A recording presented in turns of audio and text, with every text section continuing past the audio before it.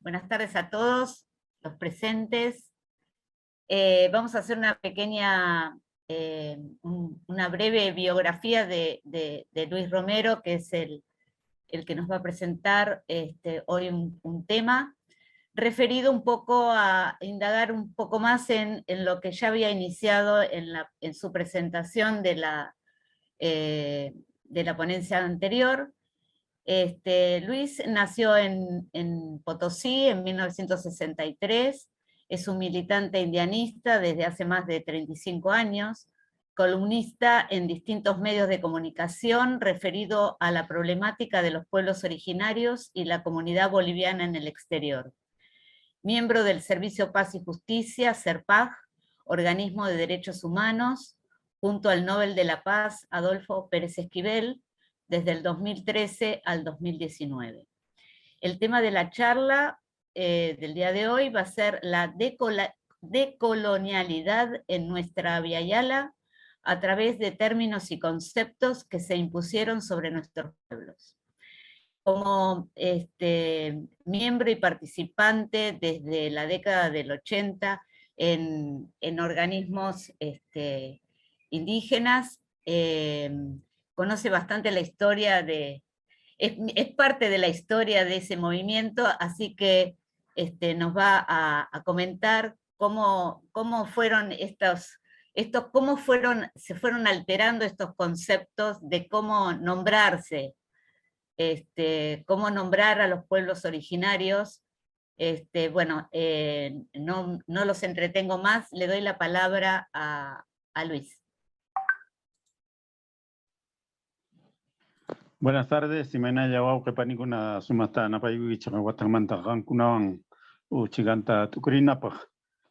Bueno, con muy buenas tardes y otra vez para estar pensándonos, pensarnos a nosotros mismos desde nuestra Abya Yala, cuando me propusieron a ver si puedo desarrollar algún tópico más de la que había iniciado la vez pasada, pensé y dije, bueno, cómo nos planteamos, cómo hay términos, conceptos que nos impusieron a nuestros pueblos, y para un poco desandar, deconstruirnos nosotros también.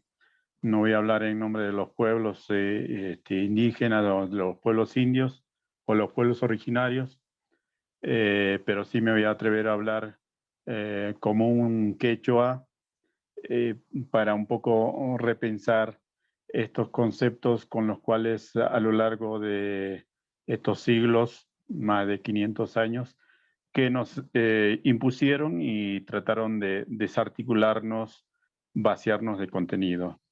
Y de hecho, un concepto muy conocido, todos ya sabemos, 1492, el Colón y sus amigos pensaron ir hacia las Indias y se encontraron con el nuevo continente, con nuestra Abya Yala, y bueno, de ese error nos impusieron un nombre o una denominación como es indio, ¿no?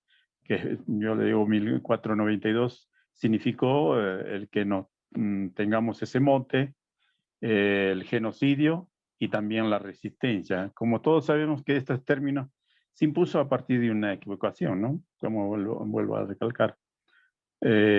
Como una simple equivocación, luego ya como un concepto impuesto, producto de la invención del colonizador, que le empieza a dar una connotación, un contenido negativo, como sinónimo de salvajismo, de barbarie, de precolombino, llegando así hasta la emancipación de los países, de los estados, las republiquetas, ¿no? Que se empiezan a construir, donde se acuña fuertemente la idea de civilización y barbarie, concepto que sirve para occidentalizar al nuevo mundo como parte de la dominación, apropiación y la enajenación de los bienes comunes y también nuestra cultura.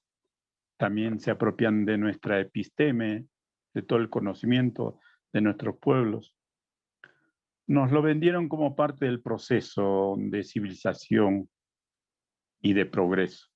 Como dije la vez pasada, parece que ese progreso infinito, lineal, tiene que ir siempre para adelante. Y eso choca y chocó con el pensamiento, con la mirada de los pueblos de nuestra Abya Yala. Por eso por ahí Reinaga dice, con las republiquitas dan inicio a la desindianización. Cuando dice desindianización, Reinaga está haciendo mención a aquello que decía, bueno, indio fue con el cual nos sometieron, indio va a ser con el cual nos liberaremos. Y en ese sentido lo plantea Reinaga. Claro que el mestizaje biológico es parte de la estrategia de diluir el nuevo mundo, al punto de que el indio no se reconoce a sí mismo. También dice ahí Reinaga, se puede ser blanco, de ojos claros, pero seguirá siendo indio. Y así transcurre todo un proceso y en el medio se dan grandes enfrentamientos, levantamientos, resistencias, ¿no? Como ya todo lo más conocido son lo de Tupac Katari, de Tupac Amaru, Micaela Bastidas, Bartolina Sisa y otros hermanos que han resistido y Tomás Katari, que ha hecho caminatas desde el norte de Potosí hasta Buenos Aires. Hizo como 5 viajes a pie, caminando, para reclamar derechos sobre la tierra y el territorio de los pueblos. Y así, durante ya las repúblicas, en este caso, yo puse como hitos así muy fijo, digamos, que han marcado. Como digo, el primero es con el concepto indio, que nos imponen y bueno, a partir de ello también esas connotaciones negativas. Pero hay otro hito en 1940, es donde yo digo, surge el concepto indígena. Y es una etapa también de enorme resistencia, término que da inicio a la desarticulación de los movimientos indios de la década del 30, 40, ya que estos reclamos sobre el sometimiento, el despojo y el permanente vaciamiento del sentido de quiénes éramos como pueblos, hace que empiece a haber reacciones por parte de los estados y en ese sentido empiezan a generar espacios para que estos conceptos que se acuñan, por ejemplo, básicamente se acuñan en el primer Congreso Indigenista Interamericano convocado y organizado por los estados del 14 al 24 de abril de 1940 en Pátzcuaro, Michoacán, México.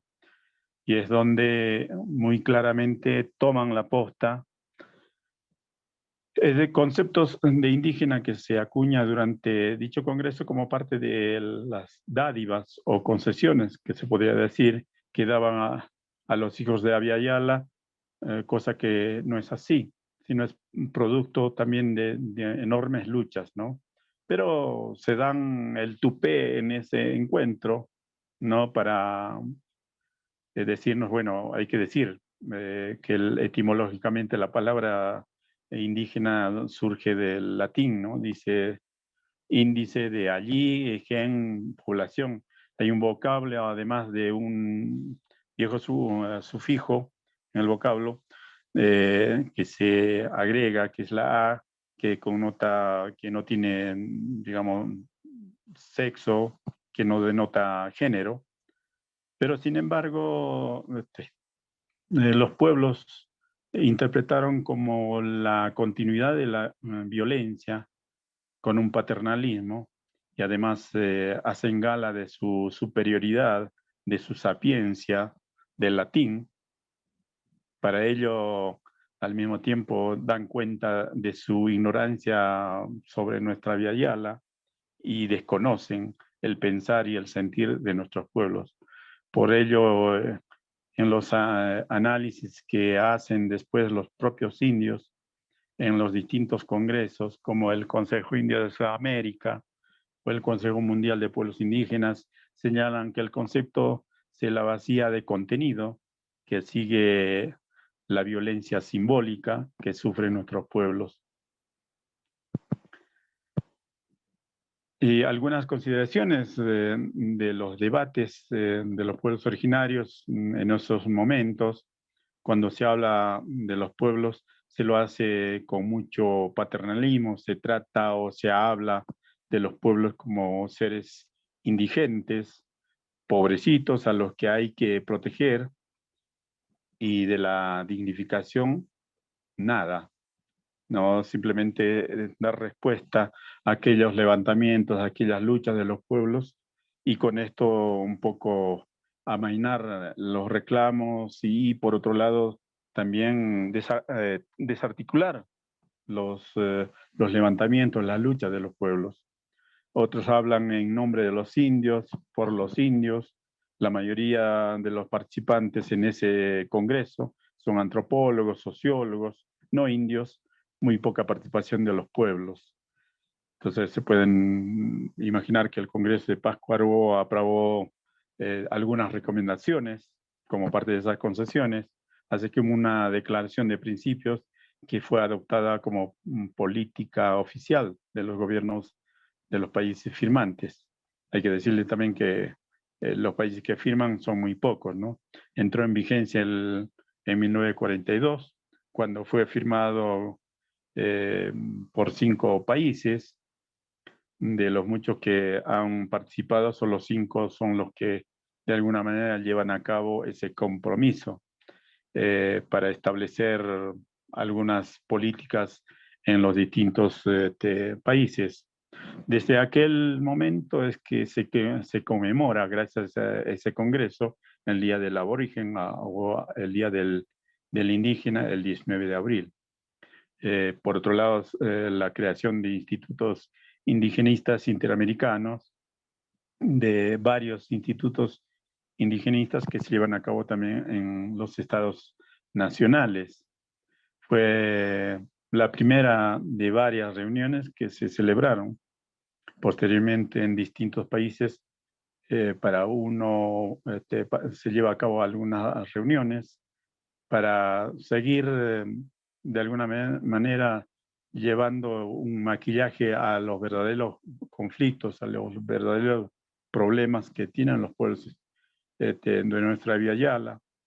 Se trató la situación de los pueblos como un asunto, un problema, y de hecho en la Argentina, por ejemplo, hay un instituto de asuntos indígenas. No somos un problema, somos un asunto. Vaya que fue un problema para los estados, porque los pueblos, en su afán de lograr sacarse el yugo, han generado varios levantamientos, generó varios hitos, y por eso se convirtió en un problema, en una piedra en el zapato para los estados, y frente a eso, bueno, tenían que lograr algunas concesiones. Y en esto uno dice, bueno, cuando uno se va al concepto indígena en sí mismo, uno dice, bueno, pero no es malo ser indígena, pero la connotación, la valoración que lo dieron posteriormente fue malísimo, y los pueblos de Abya Yala se empiezan a organizar para pues resistir, y los estados obviamente se organizan y logran espacios para desarticular esa resistencia. Fíjense un datito muy curioso, que eso nos pinta un poco de cómo y quién financió ese congreso en Pátzcuaro en 1940, y quién luego sigue de alguna manera articulando a los países en ese afán de seguir sometiendo y despojando a los pueblos. es como un dato, ¿no? La creación de los institutos indigenistas en varios países se realiza con el apoyo y la financiación de la Fundación Rockefeller. Miren, no, es un dato, nada más para decir cómo se articula, cómo viene este hecho. Hay que citar un hecho sin precedentes también, que no puede desdeñar algunas cosas que a partir de ello, no por la concesión de los estados, vuelvo a decir, sino por una presión enorme de los mismos pueblos. En 1957 se da lugar al convenio 107 de la OIT. Fue el primer instrumento internacional de gran alcance que anuncian los derechos de las poblaciones. Y escuchen el título, ¿no?, con el cual se le daba al convenio 107, las poblaciones indígenas y tribales, ¿no? Esas son las denominaciones. Estamos hablando de 1957 y las obligaciones de los estados ratificantes a este convenio también son muy pocos. Si bien se abrieron nuevos caminos en dicho convenio, se usaban términos también condescendientes o como los apartados del párrafo 1 del artículo 1 de este convenio, que decía, se hace referencia a estas poblaciones, a las poblaciones indígenas, como menos avanzadas, desprotegidas, que a las que hay que protegerlas, ¿no? En consecuencia. Se continúa con el criterio de asimilación. Al comienzo del decenio del 80 se dio un gran debate sobre el convenio 107 en Naciones Unidas en materia de derechos humanos. Se había establecido un grupo de trabajo sobre las poblaciones indígenas para dar una tribuna a los indígenas. Desde ese espacio exponen sus puntos de vista, debaten sobre sus intereses como naciones originarias de Abya Yala. Y en este punto, en el 80, puedo señalar que desde el Consejo Indio de Sudamérica, del CISA, tanto del Consejo Mundial de Pueblos Indígenas, del que por suerte tuve la posibilidad de estar participando en esas discusiones sobre el convenio, la reforma del convenio 107 de la OIT, en la cual realmente seguía esos cánones para seguir desarticulando o seguir sometiendo desde lo simbólico.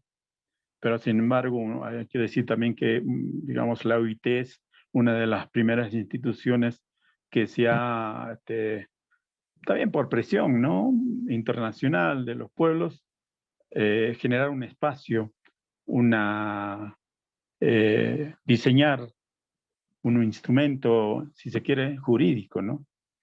Durante años se pusieron de manifiesto las limitaciones al convenio 107 y los propios pueblos de Abya Yala comenzaron a reclamar nuevas normas internacionales. No fue una concesión gratuita, como ya lo vengo reiterando, fue producto de largas luchas. Y así se logró reformular el convenio, y ese convenio que hoy es más conocido y a lo cual apelamos a diario, el 169 de la OIT, que se aprueba en 1989. Este convenio también se está apelando a este convenio para que se lleve a cabo la nueva prórroga de la ley de emergencia territorial en la República Argentina.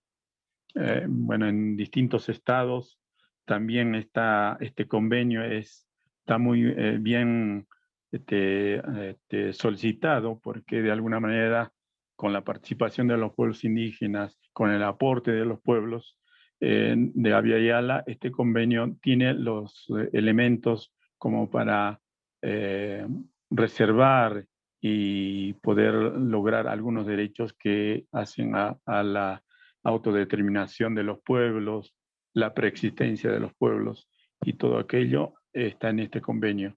Y en ese sentido, bueno, está sirviendo de mucho y de hecho a muchos estados se le llevó ante la Corte Interamericana, la Comisión Interamericana de Derechos Humanos, para que cumplan, porque hay países que han refrendado en sus constituciones, en leyes, en reglamentos, y tienen que escuchar a esto, ¿no?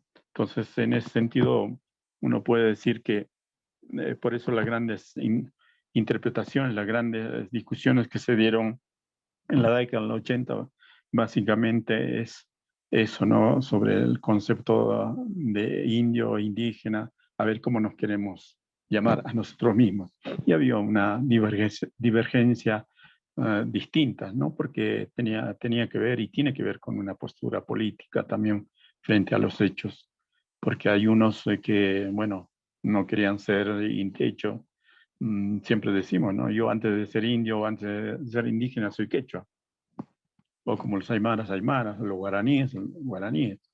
Pero bueno, había un concepto con el cual había que englobar desde el poder para seguir su curso de sometimiento, pero también desde los pueblos hemos sabido aprovechar esos conceptos que nos englobasen a todos, más allá de las enormes diferencias que tenemos y que diferimos con la conceptualización, con la valoración, con las terminologías que se nos impusieron. Pero bueno, ahí está como conceptos, cómo fueron mutando en el tiempo y que hacen también a cómo el poder no quiere perder ni un ápice de eso que han logrado sometiendo. Y de hecho, me retrotraigo un poco a la época colonial, cuando se hablaba el concepto indio, inclusive en esas grandes discusiones en la década del 80 se decía, bueno, hay hermanos que decían, bueno, no nos los impusieron porque algunos decían porque no son personas y no tienen dioses. Por eso indios, sin Dios, personas sin Dios o seres sin Dios. Entonces a los que había que explotar, había libertad para explotarlos porque no éramos considerados seres humanos, personas. Entonces esos conceptos han formado un inconsciente colectivo en los pueblos no indios y en los pueblos indios también. Eh, Algunos había que agachar la cabeza para seguir viviendo, resistiendo. Y de hecho, hay un conceptito que también siempre se deja entrever aún hoy, aunque es ya muy poco, pero siguen con un concepto que hablan del sincretismo, ¿no?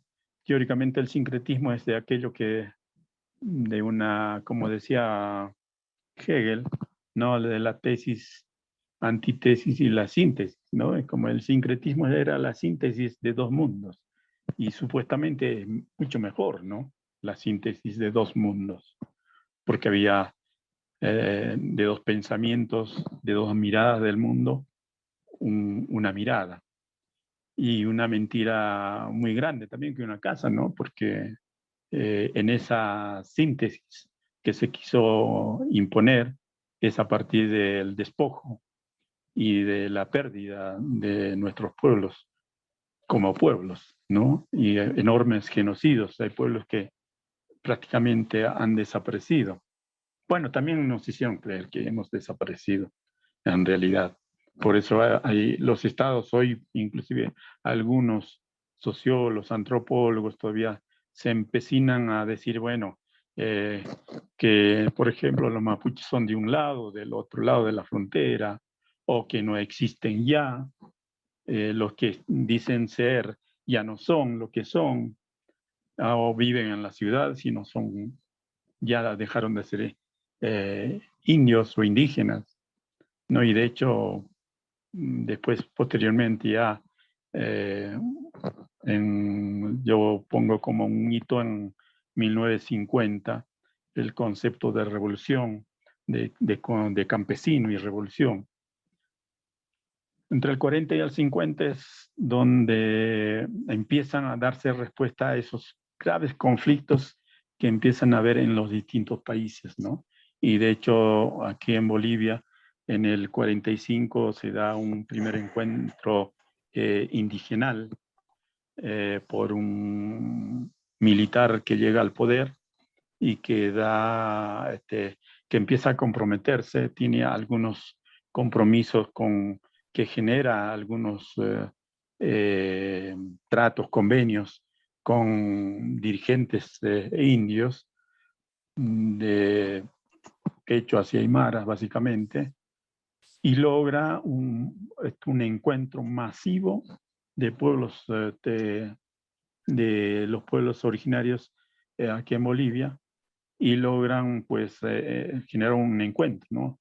Y a este militar lo terminan, la oligarquía boliviana lo terminan ahorcando en la plaza principal de la ciudad de La Paz, ¿no? En Villarroel se llamaba este personaje. Imagínense, después del 40 en Pátzcuaro, México, viene una sucesión de hechos, de movimientos, de aperturas también en distintos países, y de hecho una de las aperturas aquí en Bolivia es en el 45, pero arribamos a la década del 50. Hay que mencionar un poco cómo... Dígame, un cariño. Sí, hola. ¿Hay alguien hablando?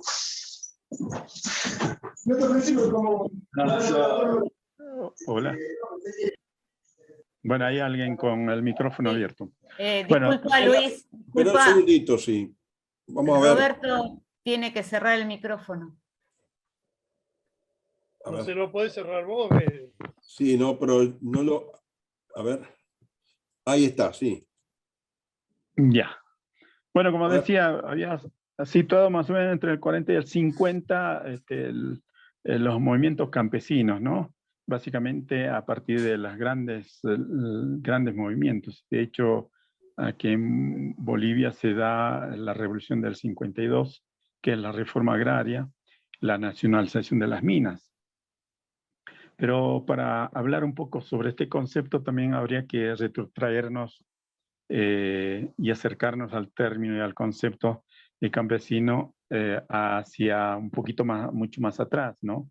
Y esto tenemos que hablar de cómo la revolución industrial hace posible la aparición de otras categorías, ¿no? Como las clases social, la lucha de clases, a partir de las clases obreras en las grandes fábricas manufactureras en Inglaterra, y de hecho en 1850 ya empieza Marx a analizar el capital y la lucha de clases. También hay que mencionar que en la Revolución Rusa de 1917, donde también se pretende hacer la revolución desde las clases obreras, como que el trabajador al poder, todas esas historietas que aparecieron, bueno, se dieron la sorpresa que los rusos tenían una población mayoritariamente campesina, y es donde también, bueno, termina siendo el motor de la revolución de Rusia, los campesinos, y ahí es donde se convierten en una clase trabajadora, clase social más, ¿no?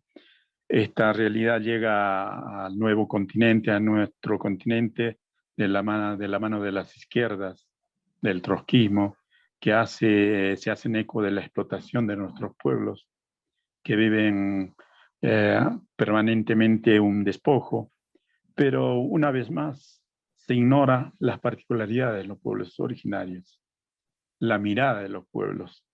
Entonces se sume en aquello que tiene que ver el capitalismo, se lo suma nuevamente otra vez, violenta y se lo suma a ese movimiento campesino. El movimiento campesino empieza a emerger como una clase social más, ¿no? Hay que señalar también que, bueno, la minería ha generado una clase obrera, que muchos de los mineros son indígenas o pueblos originarios, hijos de Abya Yala, que pasan a ser mano de obra barata, porque como todavía estaba aquella idea de que eran seres que todavía no éramos considerados del todo seres humanos, entonces había que explotar en la mitad, en la mina, ¿no? Mediante esos sistemas de la mitad y demás. Uno puede marcar hitos muy particulares dentro de la minería, ¿no? Hay un ascenso, una época de ascenso alrededor de 1900 a 1914, su auge está hasta el 20, y después hay una leve caída en el 20 al 30. Pero, ¿quiénes son las manos de obra barata ahí? Son los pueblos originarios, no los hijos de esta Via Yala. Pero a fines de la década del 40, en la década del 50, se da, como dije hace rato, ¿no?, la nacionalización de las minas. En ese contexto, los pueblos de Via Yala han sufrido un cambio en su concepción de comunidad, de ayllu, a ser proletarios, o muchos optaron por quedarse en las márgenes de la política, de lo social, de lo cultural, y la mayoría a tierras inhóspitas a cultivar la tierra. Obviamente había pueblos que eran agricultores, pero otros pueblos eran cazadores y recolectores, nómades. Imagínense, a cada uno de los pueblos fuimos arrinconados a lugares totalmente inhóspitos, que no cumplían con las condiciones para la vida. Y entonces, bueno, en esas condiciones se crea una clase campesinada. Los campesinos, hasta hoy se habla, ¿no? El que vive fuera de la ciudad es campesino, ¿no? Y sin embargo, bueno, ahí nosotros decimos los indios estamos en la ciudad y en el campo. O sea, somos indios en un lado y en el otro. Entonces, pero bueno, se acuña gran parte como una clase trabajadora a los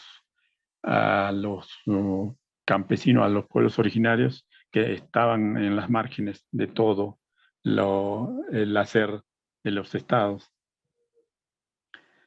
Pero de la mano del capitalismo, de la izquierda, propician la conciencia de clase campesina en detrimento de la identidad propia, sometiendo así a la estructura del capitalismo como clase obrera campesina. Siguiendo con los dictados del capital, se dijo, la tierra es de quien la trabaja. El que quería hacer un poco ocio haciendo uso de la intelectualidad o poder ir a otros espacios, no podía hacerlo, ¿no? No podía acceder a la tierra. Y de hecho, cuando se hace la reforma agraria, ya la vez pasada les comentaba, ¿no?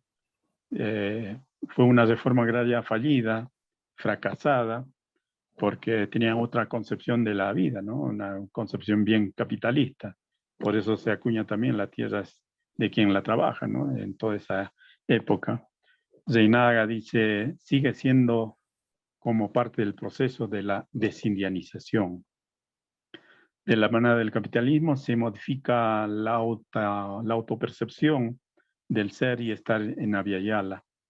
Y no queremos ser indios, indígenas, quechuas, aymaras. Imitamos a la clase obrera de las grandes urbes. Nos avergonzamos de hablar nuestro idioma. Modificamos nuestra autopercepción. Nuestros idiomas ya no son más idiomas, son dialectos. Nuestras artes son artesanías. Nuestra música es folclore. Nuestra espiritualidad es idolatría, brujería. Hasta hoy aparecen nuestros cultores de la música mismo, ¿no? Hablan del folclore, se vanaglorian del folclore como algo positivo, ¿no? Y sin embargo hay toda una categoría de desdeñamiento, de menosprecio. Entonces todo aquello que no es música culta el folclore. Entonces, algunos hermanos por ahí han querido darle un peso específico a lo que eran sus manifestaciones. Y bueno, hasta hoy nos llegó el concepto como folclore, ¿no? Porque también hay que hacer mención cómo surge el concepto de folclore. Ustedes saben, yo creo que saben, sí, que surge en Inglaterra el concepto de folclore, porque los ingleses vieron también en su mundo perderse gran parte de su riqueza cultural anterior a la revolución industrial y todo aquello. Entonces, quisieron recuperar aquello como tradición, ¿no? Y para eso se acuña el concepto de folclore, ¿no? Para mantener algo de aquello que está muerto, pero simplemente como tradición, como elemento tradicional. Y ustedes saben que también muchas veces los tradicionalistas también pretenden congelar en el tiempo nuestras manifestaciones. Y nuestras manifestaciones son vivas, están vivas, nuestras lenguas son vivas, nuestro pensar, nuestro sentir con respecto a la Pacha, nuestra espiritualidad es viva, no está congelado en el tiempo. Muchas veces cuando decimos que queremos recuperar esa memoria, confunden y piensan que uno quiere volver a un pasado congelado, ¿no? Y no es así. Y de hecho nuestra música se ha enriquecido muchísimo, ¿no?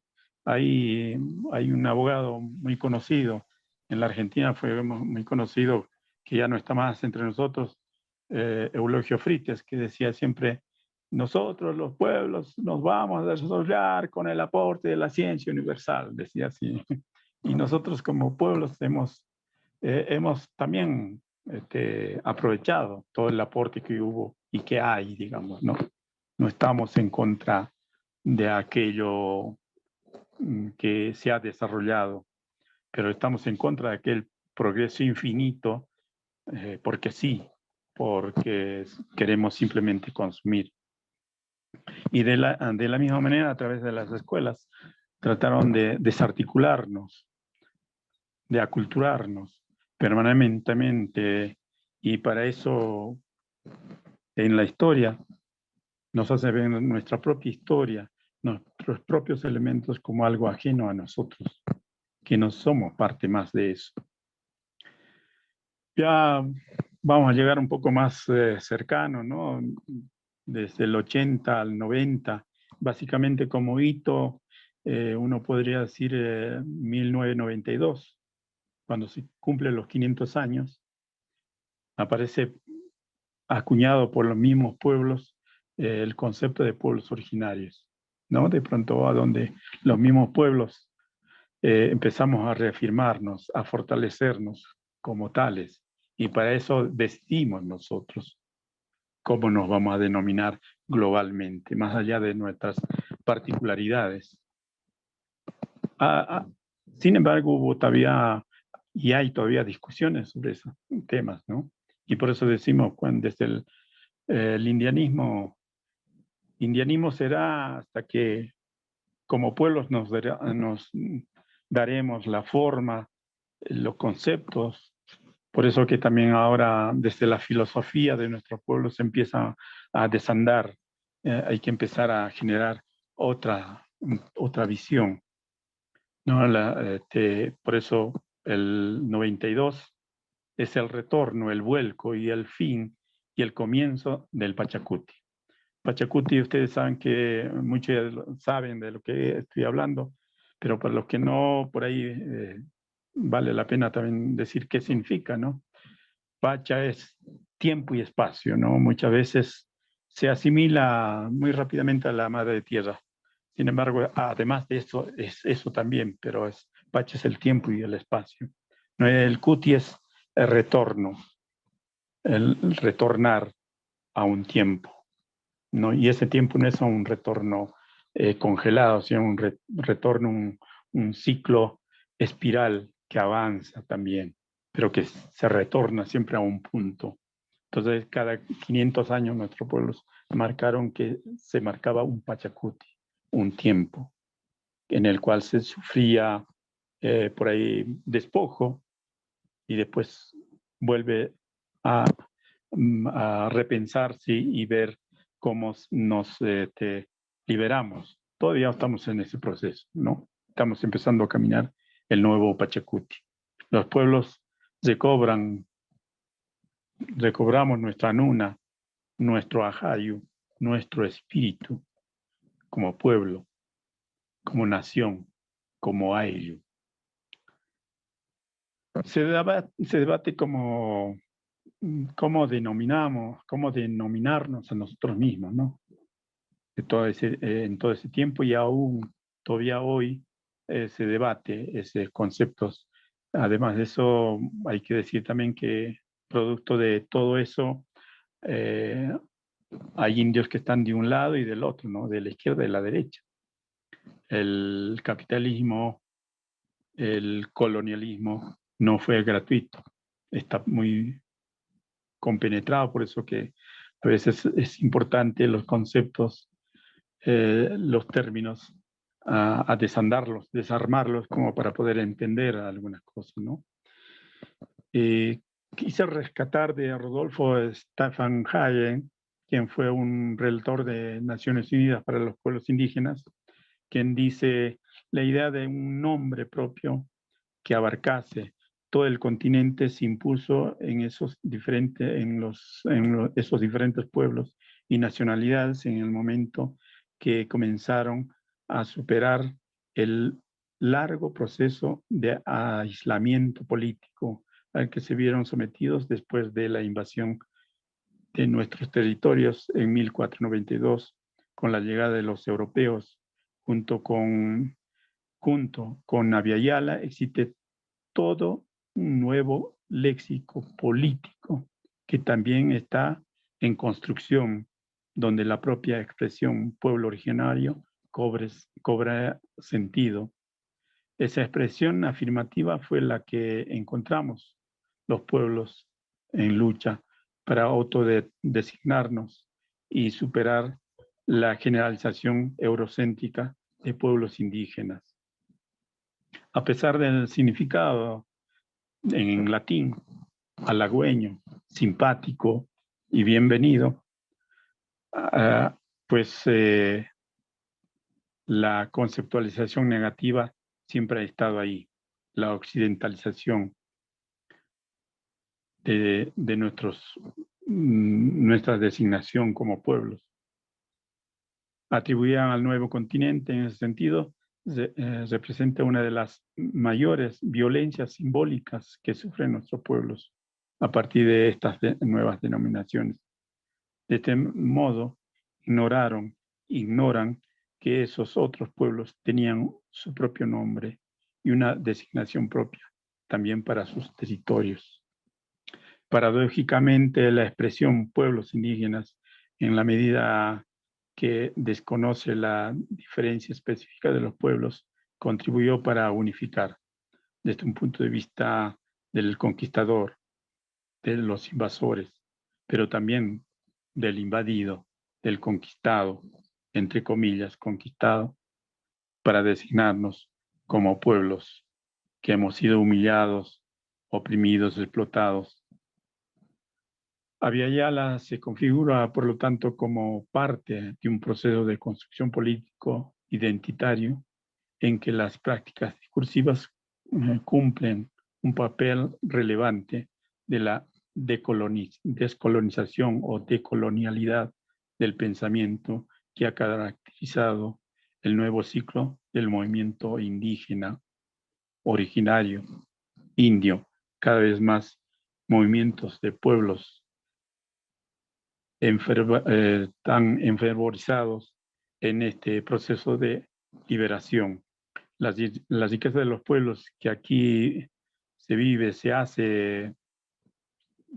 hace miles de años, y el papel que tuvieron y tienen en la construcción del sistema de un nuevo mundo que ha permitido construir junto a los no indígenas o indígenas, y que podemos seguir construyendo un nuevo mundo donde quepamos todos, que quepan todos nuestros mundos, como dijeron los zapatistas, ¿no?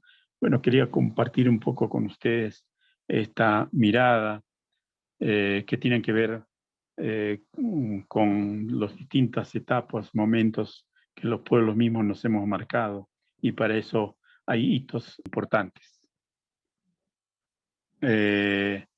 Uno puede hablar de, en el 60 en Canadá se organiza un movimiento indio americano, reclaman el cumplimiento de tratados suscritos con Estados Unidos, llamado con las Naciones Indias de 1776.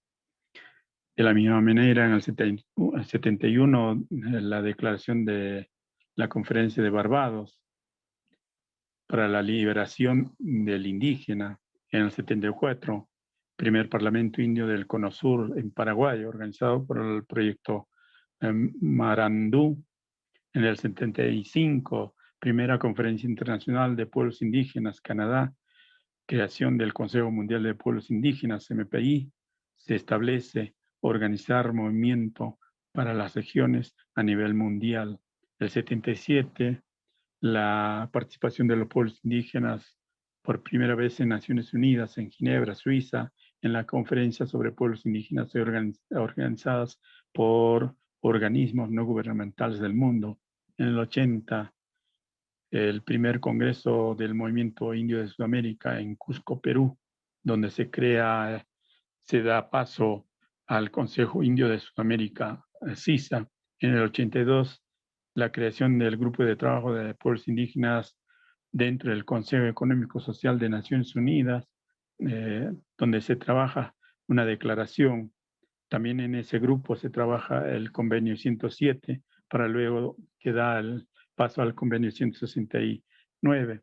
En el 83, el segundo Congreso Indio del Cono Sur, en Tiahuanaco, donde se discute y donde también se plantea, ya en el 75, 78, Constantino Lino había planteado adoptar como concepto de Abya Yala de los pueblos de Centroamérica, y en Tiahuanaco se refrenda esa idea, y a partir de ello, pues Abya Yala está entre nosotros y es como queremos denominarnos de pronto, ¿no?